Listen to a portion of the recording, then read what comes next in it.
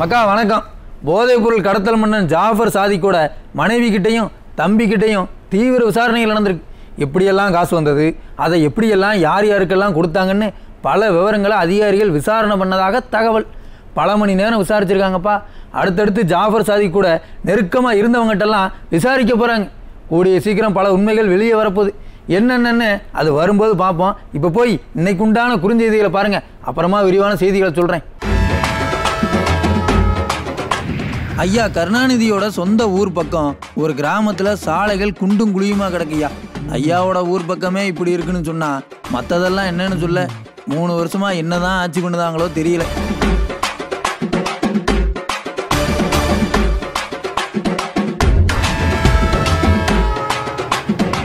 காஞ்சிபுரம் பக்கம் இருந்து கிணத்த காணோம்னு ஒரு கம்ப்ளைண்ட் வந்திருக்குயா.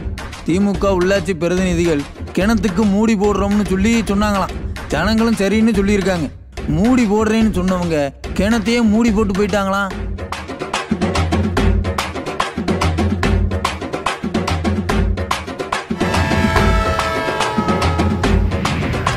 சென்னை பக்கம் காவல்துறையினரோட அனுமதியோட தான் கள்ளச்சந்தை மது வியாபாரம் நடக்குன்னு சொல்லி பொதுமக்கள் குற்றச்சாட்டு சொல்றாங்கப்பா. காசை வாங்கிட்டு கண்டுக்காம இருக்கிறதால தான் பிளாக்ல சரக்கு வியாபாரம் நடக்குன்னு சொல்லுதாங்க. பேனர் வைக்கிறதுல சண்டை வந்து பார்த்துருப்பீங்க. யாராவது பேனர் வச்சு சண்டை போட்டதை பார்த்துருக்கீங்களா?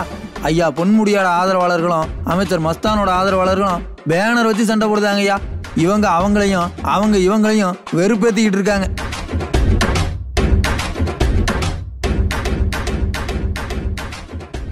குறுஞ்செய்திகளை பார்த்துட்டோம், வாங்க விரிவான செய்திகளையும் பார்த்துருவோம். மக்கா, இந்த கவர்மெண்ட் பஸ் எல்லாம் ஏன் இம்பிட்டு கந்தல் கோலமாக கிடக்கு? என்னதான் கதை? 3 வருஷத்தில் 3 லட்சம் கோடி கடன் வாங்கியாச்சு. எல்லா விலைவாசியும் இறக்கமே இல்லாமல் ஏற்றியாச்சு. அந்த காசை வச்சு புது பஸ்ஸுகளை கொஞ்சமாச்சும் வாங்கி விட வேண்டியதானே? ஏன் இப்படி பண்ணுதாங்க? விளம்பர மாடல் கவர்மெண்ட்டு ஆட்சிக்கு வந்த உடனே எல்லாத்தையும் தனியார் மயமாக்க போகிறாங்கன்னு ஒரு தகவல் வந்தது. குறிப்பாக போக்குவரத்து துறையை தனியார்கிட்ட கொடுக்க போகிறாங்கன்னு விவரம் தெரிஞ்சவங்க எல்லாரும் வேதனையோடு சொன்னாங்க.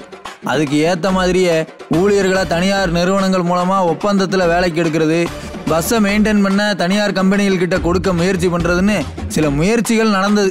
எதையும் மக்கள் செய்ய விடலை, அது வேற விஷயம். இந்த முயற்சிகளுக்கு மத்தியில் போக்குவரத்து கழகம் காலாவதியாக ஆரம்பிச்சிடுச்சு. புது பஸ் வாங்குறேன்னு சொல்லி ஒன்றும் வாங்கின பாடில்லை. இருக்கிற பஸ்ஸுகளையும் ஒழுங்காக மெயின்டைன் பண்ணுறதில்ல. அப்பட்டமாக மக்கள் மத்தியில் இந்த பஸ் பிரச்சனை பெரிய பிரச்சனையாக வெடிச்சிருக்கு. அப்பவும் கூட விளம்பர கவர்மெண்ட் கவலைப்படாமல் இருக்கு. ஒருவேளை தனியார்கிட்ட கொடுக்கத்தான் இதையெல்லாம் செய்தாங்களா என்னன்னு தெரியல. எதுவாக இருந்தாலும் ஒன்றே ஒன்று தான், பேருந்துகளில் பயணம் பண்ணுறவங்கெல்லாம் சாதாரண ஏழை நடுத்தர குடும்பத்தை சேர்ந்த ஜனங்க தான். அவங்களுக்கு சேவை செய்யத்தான் அரசாங்கம் இருக்குது. அதை புரிஞ்சுக்கிட்டா சந்தோஷம். இன்னைக்கு எதிர்க்கட்சி தலைவர் ஐயா எடப்பாடி கே பழனிசாமி கூட பேரறிஞர் அண்ணா அவர்களுடைய மக்கள் சேவையே மகேசன் சேவைங்கிற வார்த்தையை சுட்டி காமிச்சு இந்த பேருந்து பிரச்சனையை பற்றி சொல்லியிருக்காரு. விளம்பர கவர்மெண்ட் இனியாவது இந்த விவகாரத்தில் கவனம் செலுத்தணும். இல்லைன்னா நமக்கு ஒன்றும் இல்லை, ஜனங்க பார்த்துட்டு தான் இருக்காங்க, அவங்க முடிவு பண்ணிப்பாங்க.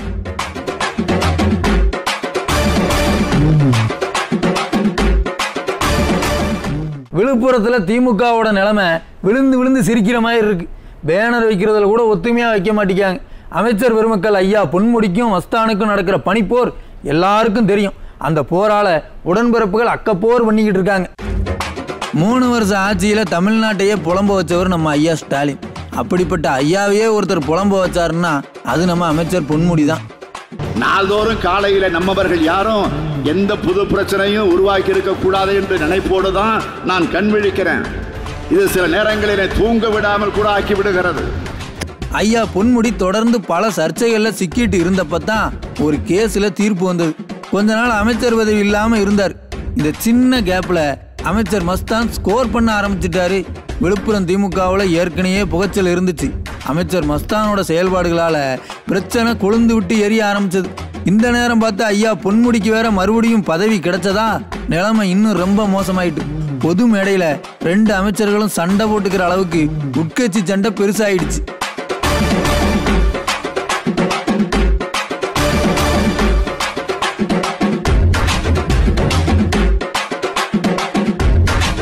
இந்த காட்சிகள் வைரலானதும் ஐயா ஸ்டாலின் கூப்பிட்டு கண்டிச்சிருப்பாரு.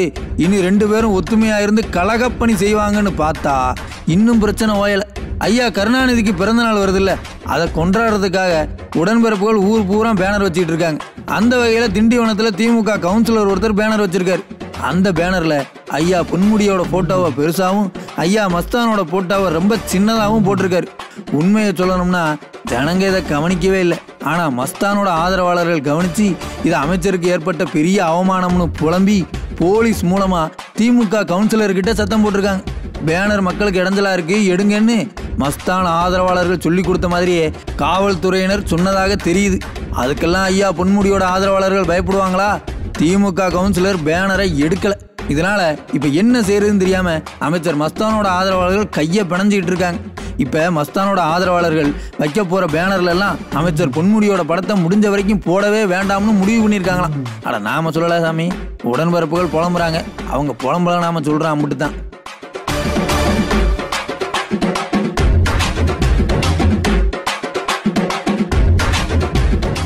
ஐயா கருணாநிதியோட பிறந்த நாளுக்கு பேனர் வைக்கிறதெல்லாம் இருக்கட்டும், பேனர் வைக்கிறதுல காட்டுற அக்கறையை கொஞ்சமாச்சும் ஐயா பிறந்த ஊர் மேலே காட்டுனா பரவாயில்ல. ஐயாவோட சொந்த ஊர் பக்கம் ரோடெல்லாம் குண்டும் குழியுமாக கிடக்கான். அவரோட ஊரே அப்படி இருக்குன்னா மற்ற ஊரெல்லாம் எப்படி இருக்கும்?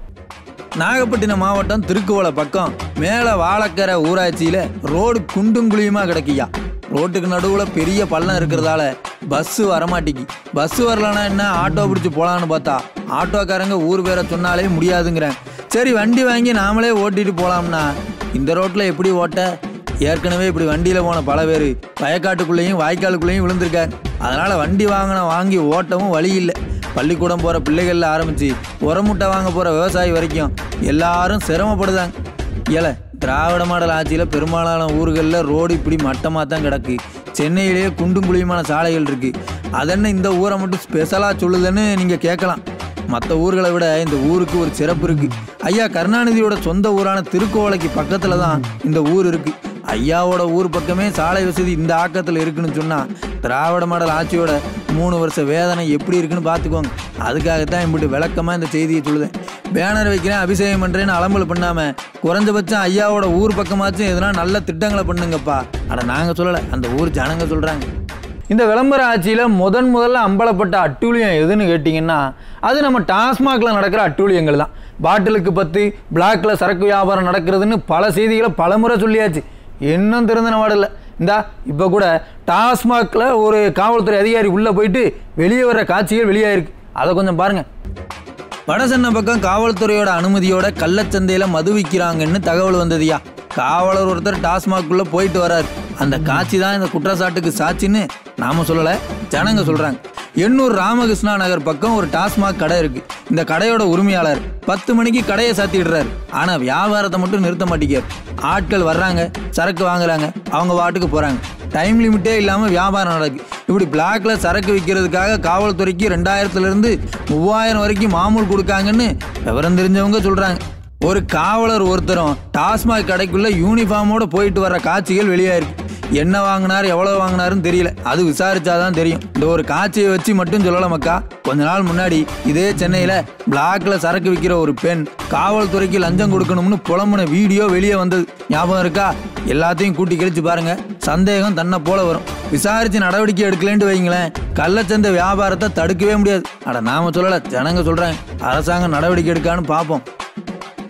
மழை பெஞ்சா வெள்ளத்தில் தவிக்க விடுதாங்க, வெயில் அடித்தா பஞ்சத்தில் புலம்பு வைக்கிறாங்க. என்னையா இது ஆச்சு? ஜனவரி மாதம் பார்த்தா எல்லா பக்கமும் வெள்ளக்காடாக இருந்தது. இப்போ போய் பார்த்தா எல்லா நீர்நிலைகளும் வறண்டு போய் கிடக்கு. நீர் மேலாண்மை சரியாக இருந்திருந்தா குறைஞ்சபட்சம் கொஞ்சமாச்சும் தண்ணியை சேமிச்சிருக்கலாம். ஆனால் இந்த கவர்மெண்ட்டுக்கிட்ட அந்த மாதிரியான திட்டங்கள்லாம் எதுவும் இல்லை. நேரத்துக்கு ஏற்ற மாதிரி ராகம் பாடுதாங்க. வெள்ளம் வந்தால் ஒரு காரணம், வறட்சி வந்தால் இன்னொரு காரணம். தீர்வு மட்டும் இவங்ககிட்ட இருக்கவே இருக்காது. விளம்பரத்தை நம்பி தானே ஓட்டு போட்டோம், அப்படி தான் இருக்கும். சரி மக்களே, இன்றைக்கி நிகழ்ச்சி இதோட முடிஞ்சது. நாளைக்கு மறுபடியும் வந்து உங்களை சந்திக்கிறேன். நன்றி, வணக்கம்.